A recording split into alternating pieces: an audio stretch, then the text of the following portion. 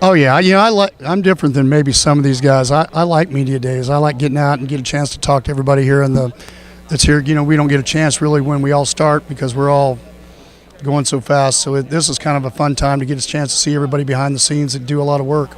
I've heard rumors that Gary is here today and Coach P did not make it. Oh yeah, it's Gary always. It's as my wife says, she loves Gary. She's not sure about Coach P sometimes.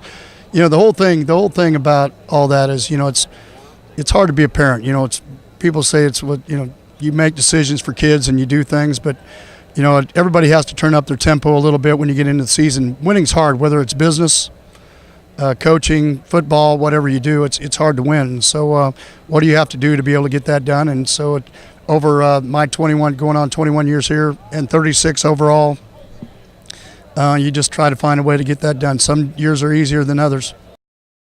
Well, we lost some good players, some key ones. Obviously, Traven Howard, Matt Boson came on. We didn't know what kind of player he'd be. Chris, a D tackle. And then also you lost Nick Orr, which was a couple-year starter, and Ranthony Tejada. But I think we're going to have more depth there. Probably the situation we definitely have to grow up at is corner. But we're going to be longer at safety. Nick was, a 5'10" guy, and we redshirted 3. We brought in 4, so 7 safeties. And we basically lost 2. We lost 2 linebackers, but we have 3 or 4 coming. We have 3 or 4 seniors. We got a grad transfer. Juwan Johnson came in from Northern Illinois that made a lot of plays last year for them. And then you have Julius Lewis comes back. That was a starter early in the year, hurt himself, and then he had a red shirt, which he's back. How quickly he gets back to doing the things we need to do. So as far as defensive front is concerned, we feel we're really defensive self. I think if we stay healthy and a couple guys grow up at corner and some leadership at safety, I think we have a chance to still be a good unit. Now, are we the number one? I don't know if we are that or not. But, I think the group has really started to lock in. I'm watching them in July. They're really starting to get into focus and doing the things they need to do. So I expect a group it's going to be fun to coach.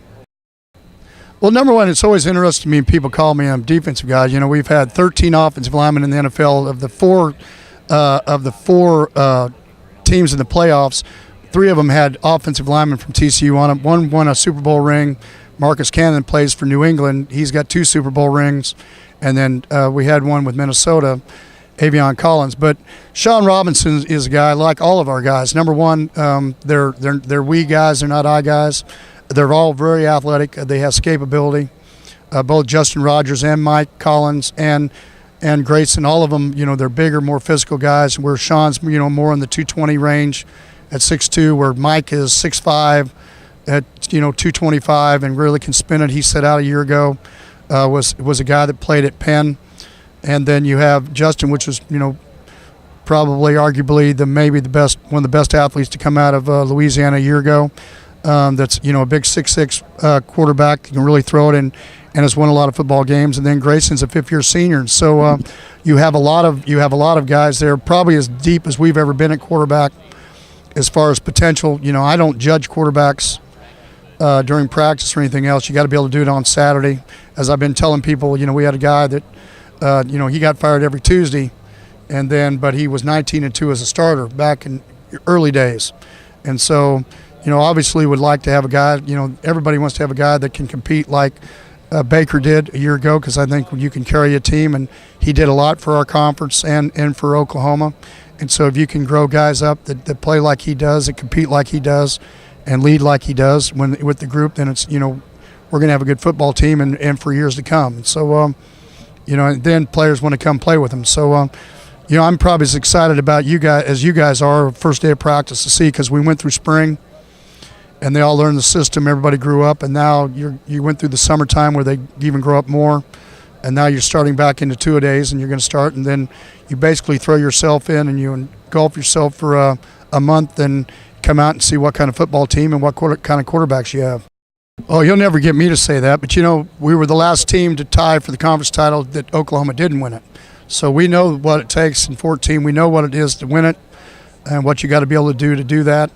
Like always, you have to stay healthy.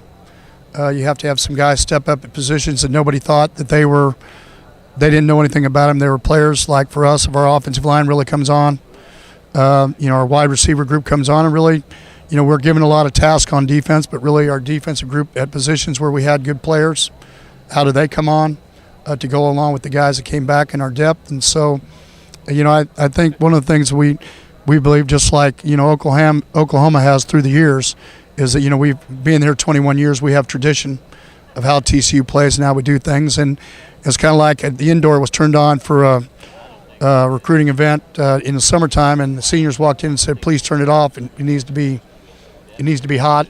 They know what they need to go try to win ball games, whether they're inside or outside. And so when your kids are asking for it and they have ownership, then you got more of a chance to be successful, and that's what always gives me strength. People ask me, why have I kept coaching for all the years? And to be honest with you, it's because of the players. I mean, the players are what give you strength. Their vitality, everything they do, watch them go on. You've been somewhere 21 years. We've had over 600 guys come through the program. How they come back with families and businesses and talk about their lives and kids. It's what makes, for at least for Kelsey and I, it's what makes it all fun.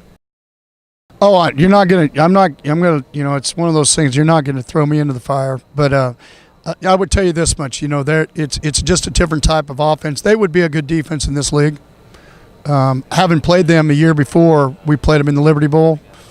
We played them in Memphis before the last season. So we'd played them and Oklahoma. So I knew a lot about them when I went on ESPN and actually was one of the analysts for that ball game. And so they both have a lot of good players, and they would have played in here. But you will give up a little bit more yardage, as Oklahoma showed in that ball game in the first half. You're going to give up more ball games. You're going to give up more points, but they've got some good players. So they would have been one of the better defenses in our league. There's no question about that. Well, number one, I'm on one of the early committees that actually voted for transfer. My thing, and they kind of, everybody wants to do it. They said I blasted. I didn't blast it. The key is I just expected more. Coaches have parameters. Coaches have contracts where they can't leave. They've got buyouts. They got to do everything. Everybody says coaches can just leave and go do anything they want to do, and that's not true. The other thing is our job as coaches to protect our universities and our teams. And for me, I just needed some parameters. I would have liked to have seen some parameters that said, if you want to leave, you got to say that you want to leave during the recruiting season, so that we can go replace a young man if you want to go. If you're not happy, why I want to stay? And so, if 20 kids want to decide to leave in April, how does that team replace those 20 players? And they're going to go, and we have no say within it. And so for me, that's my thing is, and be honest with you, I haven't known very many freshmen anywhere I've ever been in 36 years that their first year they didn't think about they wanted to transfer because it was harder than they ever had it in high school. And so I look at only 13 scholarships in basketball, and they had over 800 transfers last year in basketball, and we've got 85 scholarships. And I'm worried about now all the meddling and everything is going to go on with kids recruiting kids and doing all this, and then it becomes, in some ways, I feel worse about the teams that are not in Power 5 because they don't always get as much cost of attendance. They don't get it. So now all of a sudden you've got people watching everybody's team of younger players and who's a really good player, and all of a sudden everybody starts cherry picking. Everybody's saying, well, that's not going to happen. Well, we all know how this is all going to go down. And so for me, we've kind of held that off because of the parameters that we've had. If a young man wants to leave, he wants to go everywhere he wants to, then going ahead. But I think we needed to have at least some time elements in it so that we could protect our own university and our own teams. And I kind of take it where they say coaches can just go do what they want to, and all of us have buyouts. And sometimes coaches and universities have to pay millions of dollars of buyouts for guys to change schools. And right now there's a young man, he doesn't have to, he can just not be happy that week and decide he wants to leave. And so I think it's okay for them to go. And I'm on the AFCA committees that were part of it, but I wasn't part of the transfer committee that's in the NCAA.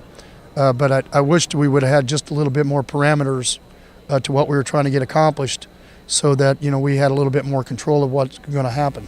Because as always, you need to be a little bit pessimist and look at the worst case scenario, not just the best case scenario. And so I'm going to be like you. I'm going to wait and see how this turns out. But I can tell you this much: I'm glad I'm 58, not 38.